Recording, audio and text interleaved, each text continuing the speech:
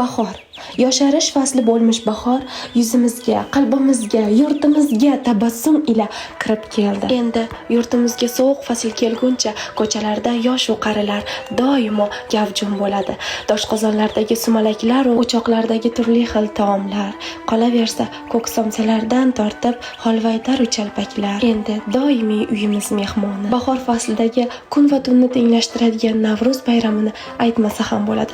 Chunki bu bayramga teng keladigan bayram yo'q. Shunday emasmi aslida? Bahor fasli uzoq yaqindagi qarindoshlar va qo'ni-qo'shnilarni birlashtiruvchi fasl hisoblanadi. Bolajonlarning shovqini-yu varrak uchirishlari, mahalladagi xotin-qizlarning gurunglari bilan aslida bahor fasli yurtimizni to'ldiradi. Bahor fasli yoshlarni bir yoshga ulg'aytirsa, qariyalarimizni esa ancha yoshga yoshartiradigan fasl aslida. Daraxtlarning gullaridan tortib yerlarda ochilgan turli xil gullar, havodan kelayotgan gullar iforlari kayfiyatni doim ko'tarinki ruhda bo'lishini ta'minlaydi. Shunday emasmi?